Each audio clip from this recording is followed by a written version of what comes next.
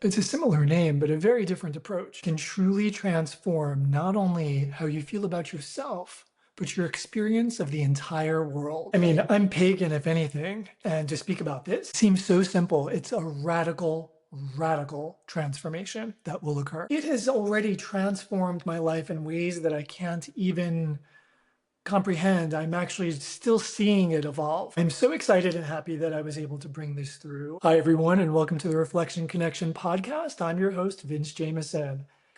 Today, we're going to be discussing, we're going to have a little departure. So today is episode 7, and it's entitled The Book, the Book, the Book. So the book that I'm referring to is my new book, The Reflection Connection. Now, that might seem a little confusing since, of course, the podcast is entitled the same, but this couldn't be more different. The Reflection Connection was a name and a book that I actually started over 20 years ago. And this is something which I picked up and put down and picked up and put down. This book happened because about a year ago, I started channeling.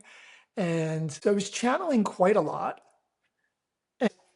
for myself and for my own growth and for my own connection. And I was hearing a lot about Mary Magdalene and Yeshua, Mary Magdalene and Yeshua, Mary Magdalene and Yeshua. I've shared my background in the first episode, but I came from a Catholic upbringing, but I basically left that behind. I felt that I had moved past and beyond, and honestly, above that. And it was on my mind for some reason, which I understand now was quite a bit of intuition. I decided to try to connect with Mary Magdalene. And my experience of it was that it lasted maybe 5 minutes. It was choppy and weird and I experienced time distortions when I'm channeling anyway, but this was really odd. I remember saying a couple of things and I left and I was like, oh, this was a waste of time. I knew it was a waste of time. I don't know why I'm trying to connect with this realm, this group of individuals. I've moved beyond that. I'm, plenty of others to connect with. And it wasn't until several weeks later that I was going through my voice memos because I use my phone when I'm recording, when I'm channeling. I put on my wired headphones, never wireless. I would never use earbuds regardless, but I use my wired headphones on airplane mode, so I'm not getting the radiation or not as much. And I just relax into it and I just let it record. Anyway, what caught my eye was the minutes. I was looking for something and I looked at 37 minutes. How can that be 37 minutes? No way. That was maybe 5 minutes, 6 minutes at most, at most. And I listened to it and it was not only profound, it was emotionally charged. It was extremely clear. There was nothing choppy or weird about it. What I realized was I was knocked out. That was one of the first times that I was actually pretty much unconscious for a reading, for a channeling. Usually I'm completely conscious and aware, and I actually go back and forth with it. And yeah, it just blew my mind. It was nothing that I would have ever thought. And if I were, because, I think one has to sometimes bring a little bit of rationale into it. If I were to ever think that maybe I could be making it up, I would have never said those things because I would have never wanted to say those things, nor would I've ever thought of them. Wild stuff. I mean, so iconoclastic, so just chopping down all aspects of worship and God making and putting anything or anyone on pedestals or above or also below is a huge part of it. And part of that was the hierarchy, which was speaking to me because, as I already shared, I felt that I moved far beyond this and beyond, honestly, these two. And it's a wonderful thing. So I did something really unique. I wanted to write this book, as I mentioned, The Reflection Connection. I was in process for 20 years. I would pick it up and put it down, pick it up for a week, put it away for months and months, pick it up again, put it away. It was never complete. There was always something missing. I did my recording with Mary Magdalene, listened to it, like I said, several weeks, basically like a month later. Once I realized what I had there, I was just thinking about it. I was like, okay, I don't know exactly what I'm going to do with this. I don't know. There's some things I feel like I want to share, but some things that I really don't. I don't want to get involved with these two. And I mean, anytime you're going to bring up these two, right? There's just so much context and so much history and so much drama. And even if you want to new age it, it's like, yes, but, right? And so I decided after about a month, let me reach out to him. We'll see. Wasn't expecting anything. And I did. And that was also really interesting. Knocked my ass out. I was basically almost like mumbling. In fact, when it was done, it was long. When it was done, I thought it wasn't usable. I was always told never to erase them, but I thought it wasn't usable. I raised the volume as much as I could. I was listening to it. It wasn't until a couple of months later when I was using software and I really was able to enhance it and clarify it, plus listening like in a completely silent space, that I was able to retrieve everything and clearly. Part of the channeling was him actually tuning my energy and my energy body to hold more. Part of it was specifically within the line, within the continuation of the message. And what I considered doing for a long time, I sat on it because I just wasn't sure how I wanted to proceed. I really considered extracting the working practice, and this would have really suited me. It would have completed my book, which I knew that that's what it was as soon as I heard it. It would have completed my book. It would have been really clean as far as for no other names. This was the first book that I published. It was not intentionally. I was actually working on another, which is going to be coming out in a couple of months, but this came up and I just went with it and I dove all in. And I decided after listening to the recordings and hers especially, but also his numerous times,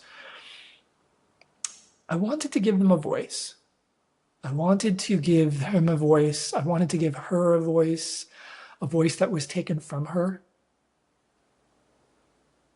And although I could have definitely proceeded and was actually given permission to, I just wouldn't have felt good about it. And I sat with that because it's a lot. It's a lot. I could have entered a much more public and commercial arena. Although it's funny because I was planning on starting the podcast sooner, but I was busy with the book. And as it started to taper off and I was basically finished, I started the podcast towards the end of last year. I finished the book on the solstice. And what was really interesting is I don't want to be mainstream. I thought I did. I mean, I've got my tchotchkes here, my woo-woo things. I'm not somebody who's just here to talk about like manifestation and like feeling good. I want to go into like a little bit deeper, a little more chewy, a little more crunchy. And this book, I think, rides the line of both. So I structured it in a really interesting way. So I wanted to give the opportunity for the reader to experience the recordings, But I also know the value of transcripts, and I wanted to have the written material separate. So I actually put these really, I'm actually really happy how they came out. I put these QR codes into the book. And so there's the introduction. I'm basically introducing myself, speaking about my background, which is very varied, very similar to what I did in the first episode of the podcast. And then we go into the transcripts. I lead into that. And I put in the QR code so that someone can ideally, I think it would be a nice thing to listen while also following along within the book. I decided not to put the text within there are links to videos which are with the recordings. I decided not to put the text in the videos because I just felt that it was distracting in a way. There's a subtle difference, and these aren't short videos. Hers is 37 minutes long. That's what I was referring to. I thought it was 5 minutes. It was 37 minutes long, like solid, nonstop. His is a little shorter. I think his is like 12 minutes because I cut out the part that was specifically for me, which was quite long.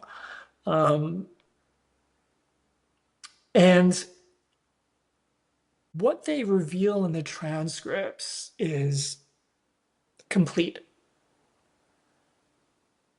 But I felt that I could expand on it a little bit because there are going to be a number of different types of readers, coming to this material.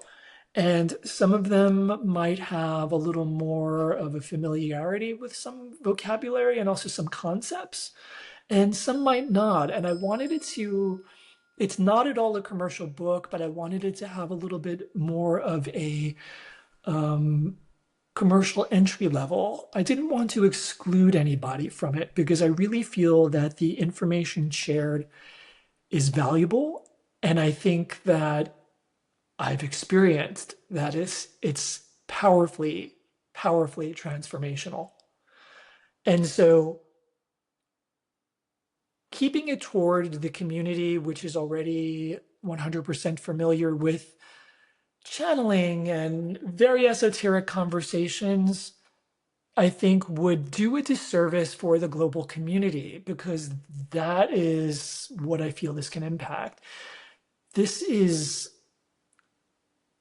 a simple, but not, as usual, not easy practice laid out where you're engaging in real time with basically your reflections seen within the outer experience. So everything from the interactions with people to what news is coming your way, to the things that are going on in the world, to how you're feeling about yourself, to how much thriving you're seeing in the world versus how much difficulty and what you're making those mean. And this is a very uplifting practice. It's not about holding that as weight. It's not about owning it in the sense of like with fault. It's a mirror into your subconscious, basically, is how a lot of people would experience it. It's a way of acting and interacting with those aspects of ourselves, whether they're individual, collective, archetypal, universal, that are playing out. And this practice is deceptively simple and very nuanced because I've been working with it since I received it. I'll give an example because she's never going to hear this podcast because she's just that different. My mother. For those of us who have challenging mothers, this one's for you. My mother is a my mother is a multifaceted. Everyone's multifaceted, but my mother she's a complex character. There is an experience, right? My experience of her. Aspects of such light and aspects of like really crunchy darkness and difficulty and a lot of layers of stuff in history. When I was interacting her prior to the practice, where we had gotten is that we established that we were so very different, and yet because of our relationship, we tried to understand and to sometimes often overlook, in order to love each other, right? So in that regard, it was already a healthy relationship for the most part. But triggers is an understatement. And yeah, just I don't need to get into it. And I can maybe at a different time, but when I started working with the practice, I started changing and shifting myself. And she showed up extra ugly from my perspective. And using the techniques of the practice in a really short time. I mean, she's been like this my whole life. In a really short time, like a couple of weeks. I went over to see her, and the conversation was so different. The energy behind it was so different. It was a different woman. And I'll propose quite literally it was. For those of you who understand the concept of timelines, whether she shifted in my experience or I shifted and have a different experience, I know that I shifted. And it's a profound difference. My conversations with her for a while now have been profoundly different. Obviously different, like clearly different. I haven't gotten into anything. She's just showing up different. Like coming to me with things that she was always against. Simple things. I'm not talking about like buying into my, spiritual beliefs or whatever, which she doesn't. But simple things, saying that all organic was BS and like eating the worst things like possible, to discussing about a local farm and like pointing out things. I mean, it's subtle, right? But like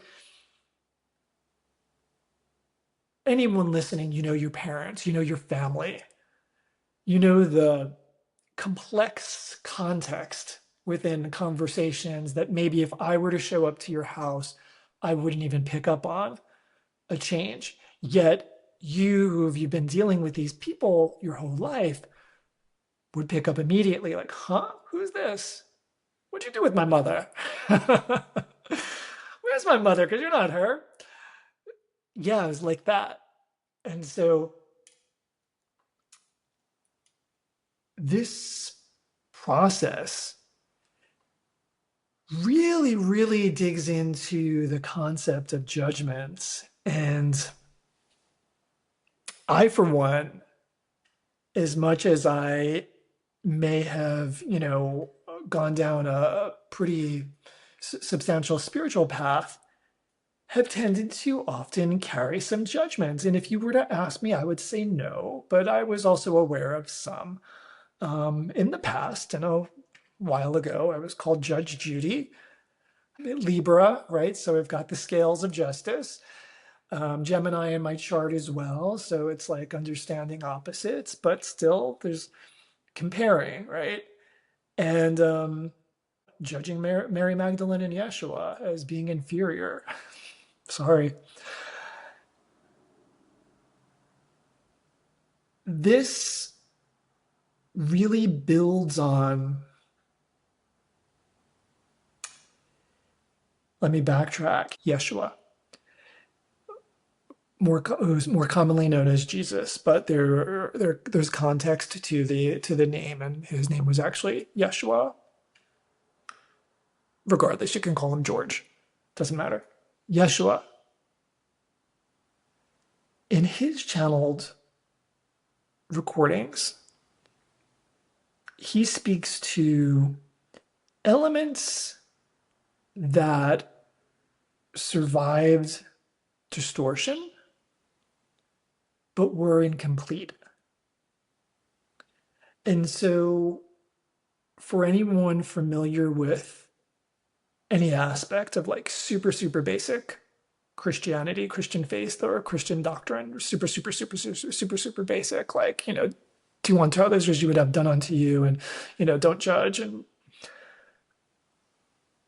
this builds upon that radically.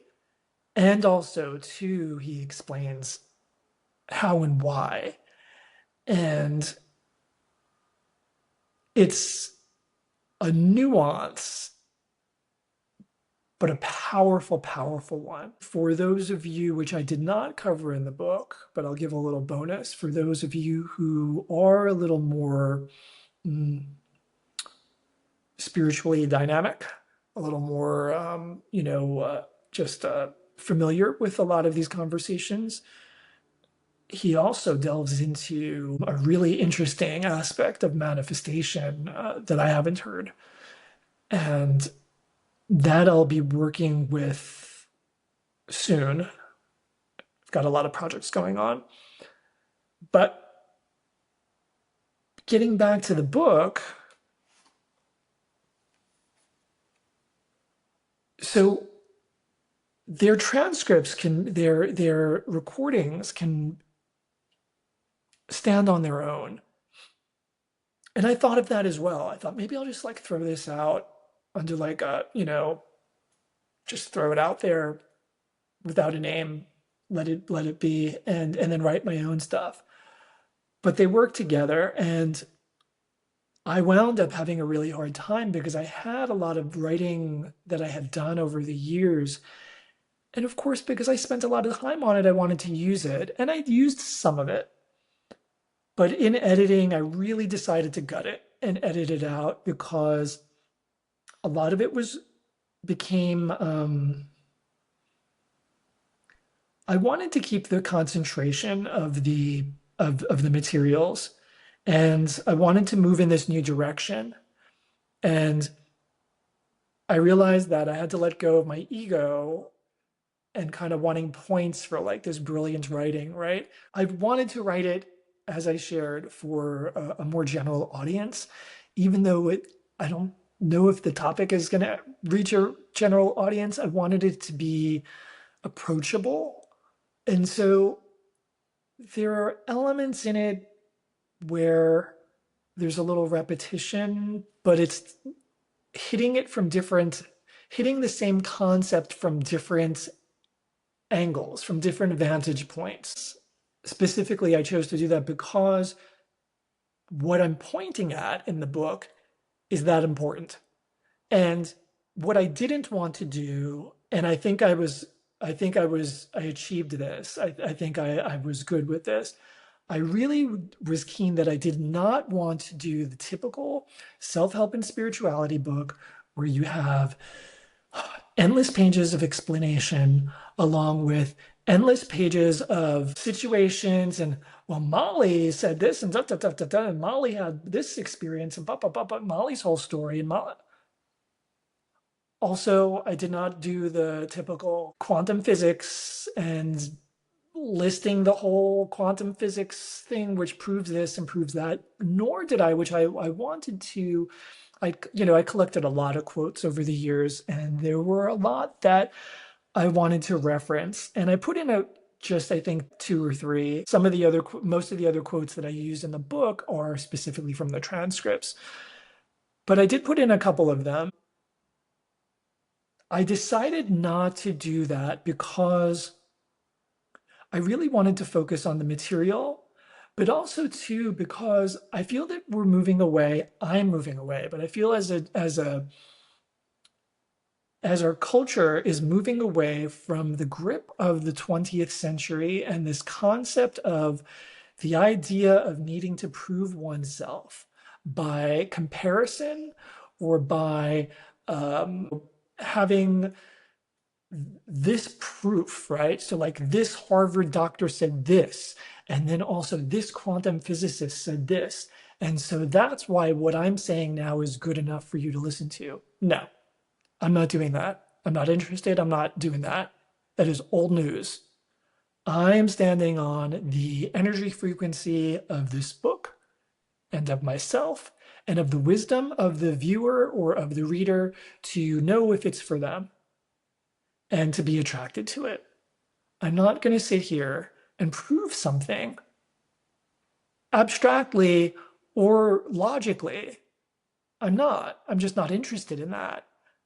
And I'm not going to sit here and have, you know, this author and this author and this author, which is respected. So now you can respect me because I'm saying the same thing. No, I'm not interested in that either. At the same time, too, not all of this is new. There's enough of it that's new and enough nuance that's profound that I feel completely, I just felt completely sure that it needed to be said, and I wanted it to be said, and I wanted to bring it forward, and it's powerful and it's substantial. But I wrote it in a slim book. I think it's 142 pages. The font is a decent size. It's not a tiny font. I'm sorry, my eyes are getting older. I'm wearing glasses. I don't want to squint. At the same time, too, I think it's a really comfortable read. You can read it through in like a weekend, but you'll have to come back to it because there's a lot of nuance. And I did end it with a section where I gave certain, instead of doing like formal case studies, I gave certain situations with example, but it's basically like a couple of paragraphs. It's not like this long drawn out whole chapter of what Mary did, you know, or Susan or whatever. It's lighter. I wanted it to be lighter. I don't think that we have the attention spans for these redundant books. And so yeah, I'm really, really happy with it. Really happy with it. I worked a lot on the image too. I just saw this in a meditation, and it took me like forever working to have it the way that I wanted. And yeah, just really happy with it. So anyway, it's available on Amazon. And again, the title of it, it's interesting because somebody pointed out to me. So my website is basically really clean and white, vincejameson.com. My podcast and the book were being worked on the same time. And I wanted them to be different, but somebody pointed out how the book is like purple and then the podcast is basically yellow, and how they're kind of opposite colors.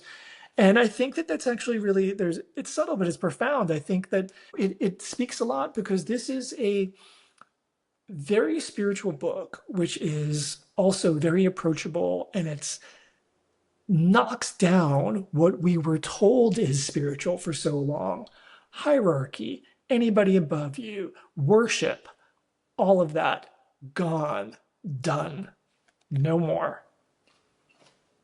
The podcast with my silly, adorable Buddha with all the hands and the mirror and the phone and the crayon scribbles is what we're doing now. For me, it's a much, much broader conversation. It's inclusive of things like this book, but it's also inclusive of health and well-being, of lots of different spiritual approaches, of lots of different just human experiences, of lots of just, I wanted to bring so much more and to do it with humor and fun. And even with this, the first couple of episodes, we've been very, very serious. But it's just, it's me finding my footing as well as just getting comfortable with the recordings. And so, yeah, this I will incorporate elements of the book, but the book has nothing to do with the podcast, and vice versa, even though they share the same name. It's a great name. And I felt that it was applicable to both. I actually really sat with that. The reflection connection of the book speaks to a process where everything around us is a mirror of the most internal and hidden aspects of ourselves. The reflection connection of the podcast is, in a sense, an element of that, but it's also connecting with these reflections and interacting with them. And how are we going to do this? And what is it going to look like? And how do we want to approach these things? And that's why I'd like to have these episodes as kind of off the cuff conversations. They were set up as teachings, but they're really conversations. And so with that, I think we'll leave off today. Go get your copy if you're interested. If you're vibing with this, the reflection connection, how this simple hidden practice can transform your life and the world, and that's not an exaggeration. The world around you. Go ahead, buy Vince Jameson, of course. It's for sale on Amazon. It's paperback as well as Kindle. I'll also probably be doing an audiobook in the near future. Just haven't had the time, but go get your paperback copy anyway, because there's no way to put the written materials in there. With that, I hope that this was inspiring to you, and I really enjoy these conversations, and I really want to share the value that I've gotten and the wins that I've had, because very different from the 20th century, it's no fun winning yourself. It's no fun being the richest person in the room. It's no fun, succeeding when other people are having a hard time. And there are certain aspects where people, anyone and everyone, can really shift their experience into a much more enjoyable and harmonious one without having to externally change in a challenging way. Pick up the book. And if you've enjoyed the episode, of course, like, subscribe, star, review. I'm Vince Jameson, and I'm here always reminding you of all that you already are and all that you are already connected to. Until next time.